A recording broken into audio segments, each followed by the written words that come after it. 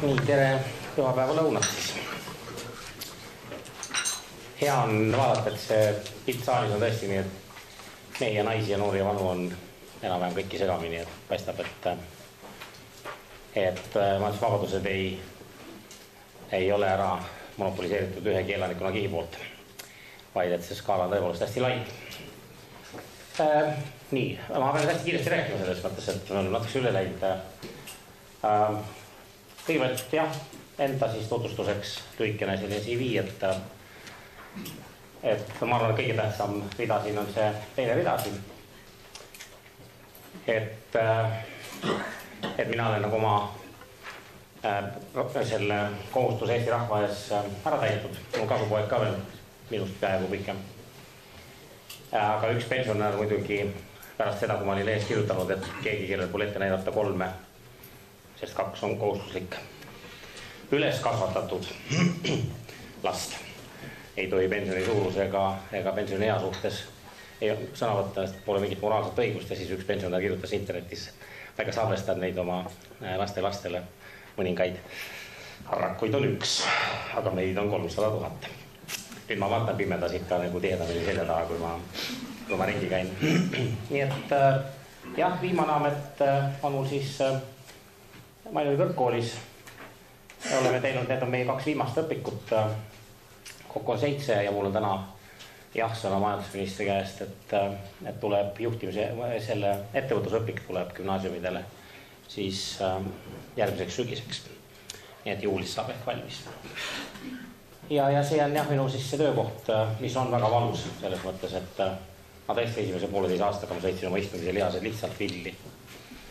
Ja siis mul hakkas endas nii hale ja kõigepealt ja siis me lugesimegi kõik, mina lugesin kõik oma loengud videosse, nii et tudengid saavad neid vaadata, ilma et nad peaks harrakut näpuga katsuda saama. Aga nüüd asja teema juurde minnes, siis ma olen selle slaidiga käinud väga palju mööda Eestimaad ringi ja tuhandetele üliõpilastele ja gümnasistidele näidanud. Ta on kanadalane, selline filosoof, kirjanik, luuletaja, ühiskonnategelane, hoopis nagu meie Kapinski, mitte nii punane, aga ta täidab sellist rolli, valutab südant ühiskonna pärast. Ja mis ta siis ütleb on, et tulevik on täna siin, aga ta pole kahjuks kõige palju võrdselt ära jaotunud. Ja mõte on siis selles, et ma nimelt panin siia alla selle nutitelefoni pildi, et ma usun, teil kõigil on kas taskus või kohvris või kodus laua peal või laual midagi, millega saab 24 tundi ööpäevas, 7 päeva nädalas, 365 päeva aastas ilma raatavalguskiirusel reaalajas suhelda üle kogu maailma. Ja see ongi maailma nagu selles mõttes nii palju muutnud, et nagu nad ütlevad, et the world is flat. Kui Fernando Magalhães, tema oli see, kes läks aastal 1519 esimesel ümber maailma reisile ja siis avastas aasta hiljem Vaikse ookeani ja andis sellele nime. Ma tema tsitaati päris peast, võib-olla päris õigesti ei mäleta, aga ta ütles niiviisi, et kirik väidab, et maailm on lame.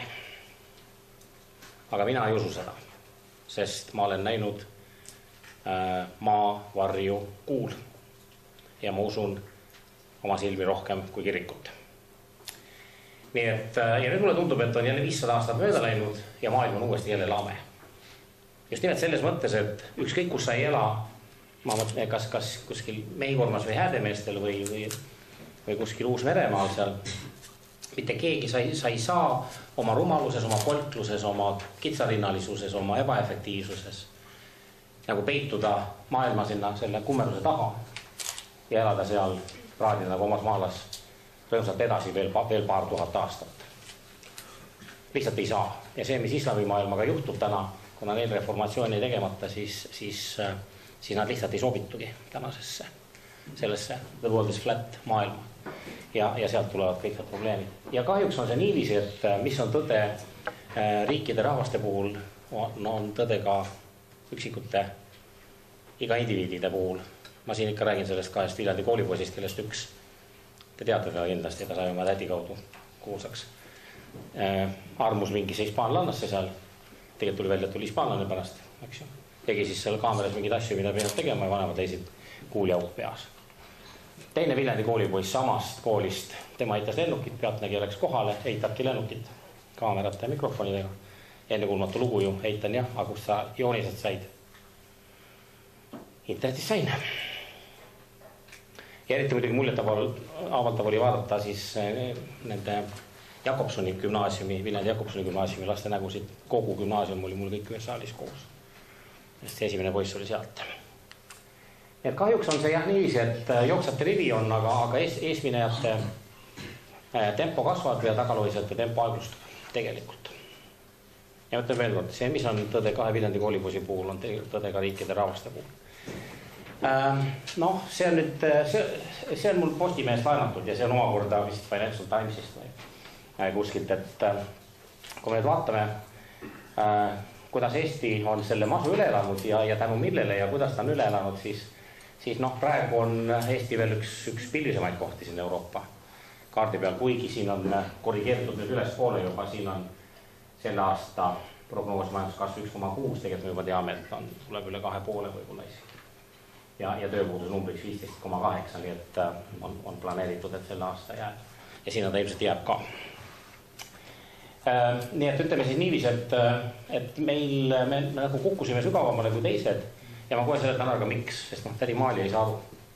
Ta ei saa aru, et kui meie tõusime 11% aastas ja teised 2, sel ajal oli Euroopas kõva sõna oli 2 või 1,5, et kas me olime siis 6 korda targemad või 5 korda kui teised. Ja kui me nüüd kukkusime 14 ja teised kukuvad siin 1,5, eks ju, siis kas me oleme 7 korda lollimad. Tegelikult ei ole. Aga lihtsalt üks kiire viktoriini küsimus. Mis on maailma kõige rikkam riik? No jah, muidugi teil on slaidid käes. Ma tahaks kunagi taha, et slaidid enne käes on. Aga okei.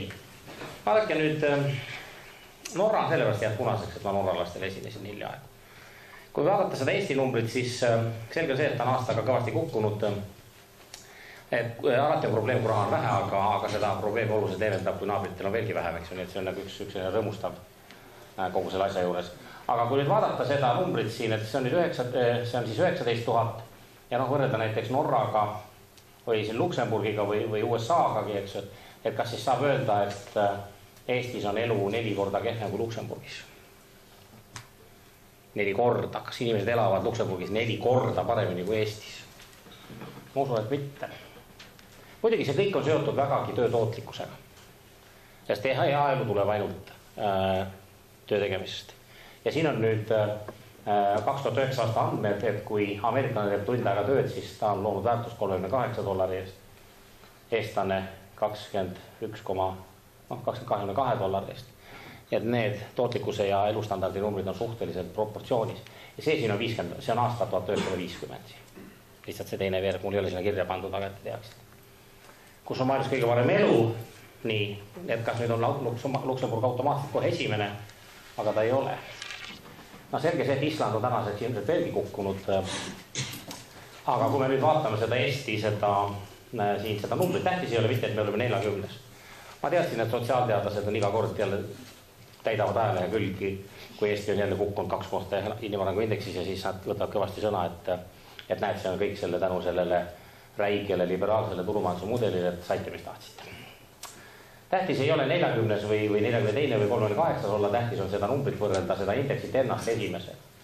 Ja kui maailma rikkama riigi indeks on, ja siin on sadu näitajaid sees, siin on kõik makronäitajad, aga siin on hariduse, tervishoid ja abordid ja surnuksmetid, lapsed ja narkomaania ja kõik on sees. Et kui maailma rikkaim või parima elukvaliteediga riigil on 0,97 ja meil on 0,88, siis Eestis ei ole elu halb. Rääkigu vasakpoolsed ja sotsid ükskõik, mis nad tahavad ja sotsiaalteadlased. Ma lihtsalt panin teile, kus see põhi on. On 0,34 on siis Niiger. Noh ja muidugi Lätile ja Leedule tegime jälle